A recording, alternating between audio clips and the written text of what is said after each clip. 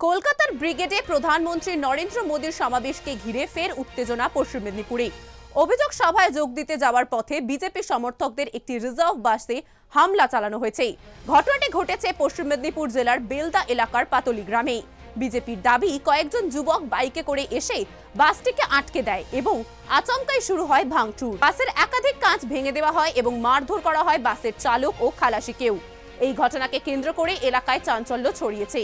বিজেপির অভিযোগ, পরিকল্পিতভাবেই তাদের সমর্থকদের লক্ষ্য করে এই হামলা চালানো হয়েছে, যাতে তারা কলকাতার ব্রিগেড গ্রাউন্ডে পৌঁছাতে না পারে।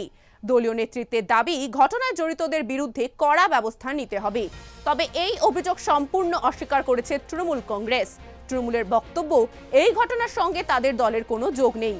ঘটনার পর এলাকায় কিছু সময়ের জন্য উত্তেজনা তৈরি হলেও পরে পরিস্থিতি নিয়ন্ত্রণে আসে। চলুন এবার শুনে নেওয়া যাক বিজেপি সমর্থকদের বক্তব্য এবং তৃণমূল সমর্থকদের পাল্টা দাবি। ব্রিগেডে যাওয়ার যে বাস ছিল, সেই বাসটি যখন আমাদের কর্মীদের নেওয়ার জন্য ঢুকে, ঠিক সেই মুহূর্তে বেল্লা 18 অঞ্চলের নেতৃত্ব দিলীপ দে, দানিশ রহমান, 7 নম্বর কাশীপুরের নেতৃত্ব তুষার বেরা, এদের নেতৃত্বে এদের লোকজন, এদের বাড়ির আত্মীয় স্বজন বাসের ওপরে হামলা করে, বাস ভাঙচুর করে, এমনকি বন্দুক ঠেকিয়ে বাসের ড্রাইভারের মাথায় বাসটি ফেরত পাঠায়।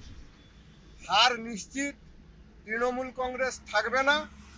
এটা নিশ্চিত হয়ে যাওয়ার পরে যারা তৃণমূল কংগ্রেস করে খায়, মানুষের টাকা লুটপাট করে যারা খায়, তারা হতাশায়, তার আগামী দিনে কি হবে সেটা না বুঝতে পেরে ভয়ে হতাশায় এই তাণ্ডব চালিয়েছে।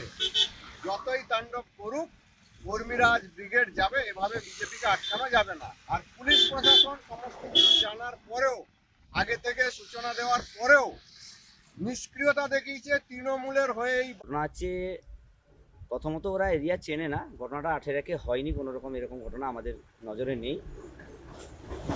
তো শুনেছি সকালে যারা 7 নম্বরে এখানে দিলীপ গোষ্ঠী, শুভেন্দু গোষ্ঠী, এরা দুজনে সকালে বাসে ঝান্ডা লাগানো নিয়ে নিজেদের মধ্যেই রেসারেসি থেকে ওরা নিজেরা ঘটিয়েছে।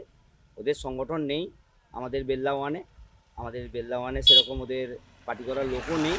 তো এরকম নরেন্দ্র মোদীর সভায় আমরা একটা বাস ভেঙে দিয়ে কি নরেন্দ্র মোদীর সভা বন্ধ করে দেবো? না, ওদেরকে আমরা সাংবাদিক ফুটেজ খাওয়ার সুযোগ দেব? তো এরকম ঘটনা আমাদের কেউ নেই। আপনারা বাসটা দেখবেন, বাসের লোকও নেই। এরকম বাস ভাঙার ঘটনা আমাদের নাম যদি কেউ জড়িয়ে থাকে, আমাদেরকে উদ্দেশ্য প্রণোদিতভাবে, আমরা যেহেতু স্বচ্ছ রাজনীতি করি, আমাদেরকে কালিমালিপ্ত করার একটা চক্রান্ত চলছে। এর বাইরে অন্য কিছু না। আমাদের বেল্লা ওয়ান থেকে তো আরও একটা বাস গেছে 20-25 জন নিয়ে। তো বাসটা ভাঙতে হলে আমরা বেল্লা ওয়ানের বাসটা ভাঙতাম না? তো সেই জায়গায় আমাদের এই ব্যাপারে আমরা কেউ জড়িত নয়, বা আমাদের দলও জড়িত নয়, বা আমিও জড়িত নয়।